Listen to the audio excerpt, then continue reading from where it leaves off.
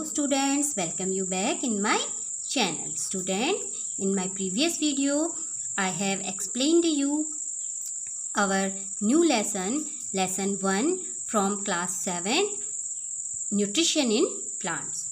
Nutrition in plants, in this lesson, we learned about some important topics. These are nutrition, types of nutrition and autotrophic nutrition. So, now today's turn is heterotrophic nutrition. In this video, we will discuss about heterotrophic nutrition. So, heterotrophic nutrition. There are some students, do you know that there are some plants and some plants which do not have chlorophyll, जिनमें कोई भी chlorophyll नहीं होता है. Chlorophyll means जैसा कि मैंने आपको अपनी प्रीवियस वीडियो में बताया है, क्लोरोफिल एक ग्रीन पिगमेंट होता है जो प्लांट्स को, लीव्स को, उसके फूड प्रिपेयर करने में हेल्प करता है, फूड को बनाने में हेल्प करता है.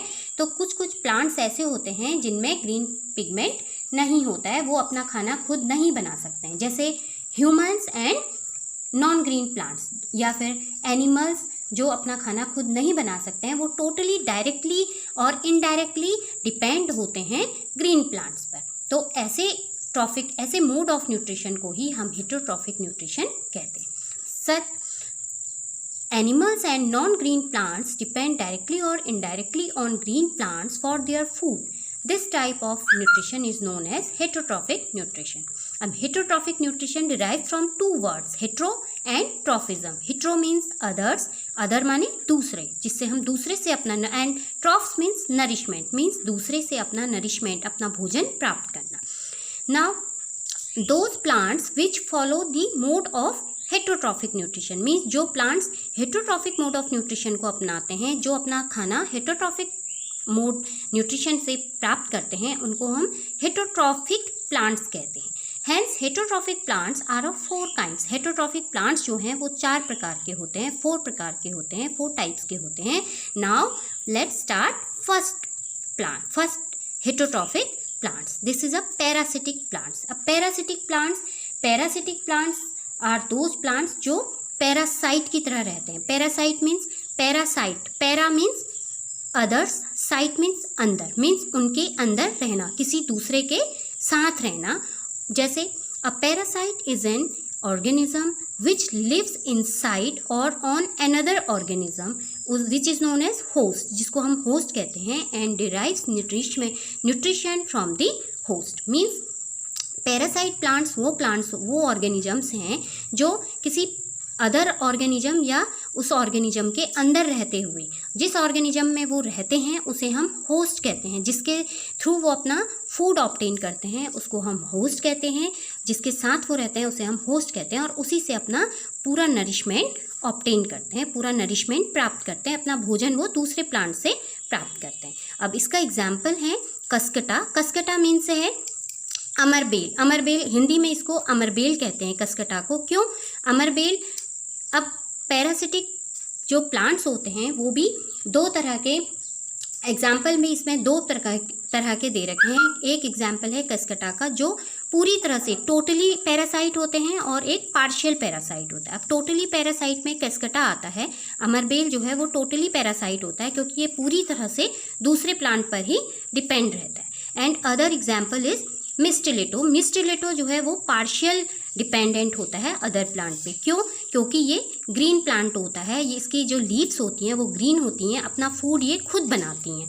ग्रीन लीव्स होने से उनमें क्लोरोफिल प्रेजेंट होता है, जिससे वो अपना खाना खुद बनाता है, और इसके अलावा दूसरे प्लांट को वो अपना खाना तो खुद बनाता है, लेकिन दूसरे प्लांट को वो नरिशमेंट और न्यूट्रिशन देता है. So next, this is the example of cuscuta. इसमें आप क्या समझ रहे हैं? ये एग्जाम्पल है कैस्कटा का. इसमें कैस्कटा एक ऐसा परजीवी, पैरासाइट मीन्स परजीवी प्लांट होता है, दूसरे पे जीवित रहने वाला प्लांट होता है. वो अपने को ग्रोथ करता है अदर प्लांट्स पे, और खुद तो वो उस पर सर्वाइव कर जाता है, बट जो अदर प्लांट होता है उसको येलो उसका कलर फेड कर देता है, उसको येलो कलर कर देता है, उसको मीन्स उसको डेड कर देता है, और ख़ुद उस पर सर्वाइव करता है, क्योंकि ये टोटली पैरासाइट होता है. और जिस प्लांट पे ये ग्रो करता है उसको हम होस्ट कहते हैं, और पैरासाइट, ये this is a parasite plant cuscuta. And now next is the insectivorous plant. Insectivorous plants that feed on insects are called insectivorous plants. वो प्लांट्स जो इंसेक्ट्स को फीड करते हैं, मीन्स इंसेक्ट्स को खाते हैं, उनको हम इंसेक्टिवोरस प्लांट्स कहते हैं. इसका एग्जांपल है Venus fly trap, sundew and pitcher plants, जिनका शेप ऐसा बना होता है कि उनके अंदर जैसे ही इंसेक्ट्स, या तो इनका कलर बहुत ब्राइट होता है, सुंदर कलर होता है, जिससे इनके इंसेक्ट्स जो होते हैं वो इनके कलर को अट्रैक्ट होकर के इन पर बैठने आते हैं या इनका हनी सक करने के लिए आते हैं, और इन पे जैसे ही बैठते हैं ये उनको ट्रैप कर लेते हैं और उनको उड़ने नहीं देते, या इनके जो ट्रैपिंग सकर्स होते हैं वो उनको कैच कर लेते हैं, जिससे वो उड़ नहीं पाते हैं. इस तरह से ये उसको ट्रैप करके उसको फीड करते हैं. These are the insectivorous plants. Now next is the saprophytic plant. Saprophytic plants, saprophytic जो डेड और डिकेइंग ऑर्गेनिक मैटर पे अपना फूड ऑब्टेन करता है, means those plants that feed on dead and decaying organic matter. जो dead और decaying organic matter से अपना फूड ऑब्टेन करते हैं उनको हम सेप्रोफिटिक प्लांट्स कहते हैं. जैसे फंगी और यीस्ट. फंगी जैसे हम कभी अपने आसपास देखते हैं, जब कोई प्लांट्स जब हम जैसे ऑटम सीजन में प्लांट्स जो हैं पेड़ों से गिर करके ज़मीन में आते हैं और वो सड़ जाते हैं, और उन सड़े हुए प्लांट्स पर हम देखते हैं कुछ अलग टाइप के पैचेस और स्मॉल माइक्रो ऑर्गेनिजम्स उसमें ग्रो करने लगते हैं. ये सेप्रोफाइटिक प्लांट्स होते हैं, जो उस पर ग्रो करने लगते हैं और अपना फूड ऑब्टेन करते हैं, जिससे वो बचे रहते हैं, सर्वाइव करते हैं. Next is the symbiotic plants. अब सिम्बायोटिक साथ में रहते हुए अपने को ग्रो करना. Some fungi like mushrooms live in association with other plants. Means कुछ मशरूम्स होते हैं जो किसी अदर प्लांट्स के साथ रहकर अपना जीवन बिताते हैं. And share shelter and nutrients, और अपना शेयर करते हैं, अपना आपस में एक दूसरे को न्यूट्रिएंट्स और शेल्टर देते हैं, अपना फूड और वाटर, फूड और अपना नरिशमेंट एक दूसरे से साझा करते हैं. Thereby mutually benefiting from each other, और दोनों एक दूसरे को बेनिफिशियल करते हैं, म्यूचुअली एक साथ बराबर का म्यूचुअल बेनिफिट करते हैं, एक दूसरे को बराबर का फ़ायदा देते हैं. इन प्लांट्स को हम सिम्बायोटिक प्लांट्स कहते हैं. For example fungi and algae. Fungi और एल्गी जो हैं वो सिम्बायोटिक प्लांट्स हैं, और इनका जो सिम्बायोटिक रिलेशनशिप होता है, सिम्बायोटिक रिलेशन मीन्स सहजीवन. फंगस और एल्गी एक साथ जीवन बिताते हैं, और इनका जो सहजीवन होता है, इनका जो सिम्बायोटिक रिलेशनशिप होता है, उसको हम लाइकेन बोलते हैं. हम देखते हैं बड़े बड़े जब जंगल में या फिर किसी फॉरेस्ट में किसी बड़े से पेड़ के पास हम ग्रीन कलर के पैचेस देखते हैं, ग्रीन और ब्राउन कलर के पैचेस होते हैं. These are the relationship between algae and fungi. इसमें एल्गी जो होता है ये ग्रीन कलर का होता है, ये फूड बनाता है, और इसके कंपैरेटिव फंगस इसको शेल्टर देता है और ये उसके लिए खाना बनाता है. तो this is a mutually benefiting to each other. So this type of nutrition is known as heterotropic nutrition. So next topic is replenishing nutrients. अब replenishing nutrients क्या होते हैं? replenish means होता है to fill again, means दोबारे भरना, किसी चीज़ की भरपाई करना. आपने देखा होगा जब किसान अपने खेत में काम करता है तो वो एक फसल होने के बाद उसको दोबारे रेप्लेनिश करता है. रेप्लेनिश मीन्स उसकी जो उर्वरा शक्ति ख़त्म हो जाती है उसको वो दोबारे फिल करता है, उसमें फर्टिलाइजर्स का इस्तेमाल करता है, मैन्योर्स का इस्तेमाल करता है, ताकि उसकी जो फर्टिलिटी है वो बरकरार रहे. So plants absorb nutrition from the soil. Plants जो है अपना न्यूट्रिएंट्स किससे एब्जॉर्ब करता है? सॉइल से एब्जॉर्ब करता है. Farmers add manures and fertilisers to the soil to replenish its nutrients. Plants जो होते हैं, फार्मर्स उसमें मैन्योर और फर्टिलाइजर्स को यूज़ करता है उसकी फर्टिलिटी को बरकरार रखने के लिए. और फर्टिलाइजर्स, सम इम्पॉर्टेंट फर्टिलाइजर्स होते हैं. जो फर्टिलाइजर्स हैं वो रिच होते हैं पोटेशियम, नाइट्रोजन और फॉस्फोरस से.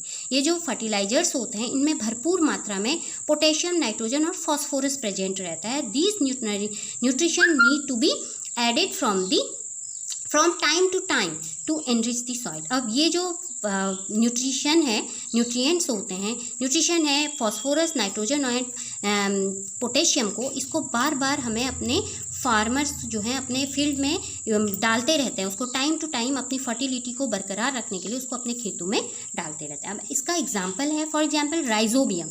राइजोबियम एक तरह का बैक्टीरिया है।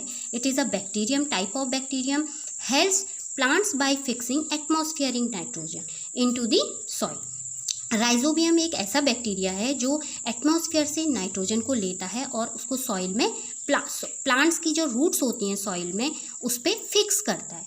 Rhizobium can't make its own food. Rhizobium अपना खाना खुद नहीं बना सकता है, because it is a non green plants. एक प्लांट्स नहीं, इट इज़ अ बैक्टीरिया। ये बैक्टीरिया है, माइक्रो ऑर्गेनिज्म होता है जो अपना खाना खुद नहीं बना सकता है। So it often lives in the roots of gram, peas and other legumes. So इसलिए ये दूसरे जो ग्रीन प्लांट्स होते हैं जैसे ग्राम, चना, पीज, मटर और जो अदर लेग्यूम्स प्लांट्स होते हैं, लेग्यूमिनस प्लांट्स होते हैं जिनकी जड़ों में गांठें होती हैं, उन प्लांट्स की जड़ों पे रहता है, उन गांठों में रहता है और उनको न्यूट्रिशन देता है, उनको प्रोवाइड करता है न्यूट्रिशन और उनको न्यूट्रिशन देता है। और इसके रिटर्न में, in return the plants provide food and shelter to bacteria. और इसके रिटर्न में जो प्लांट्स होता है वो उसको शेल्टर और फूड देता है, उसको अपने रहने के लिए जगह देता है, प्लांट अपने में रहने देता है और उसको खाना बना के देता है।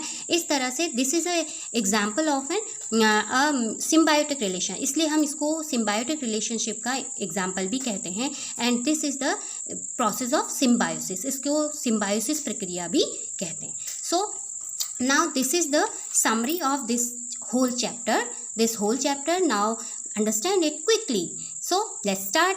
Nutrition in plants. Nutrition in plants is two types: autotrophic nutrition and heterotrophic nutrition.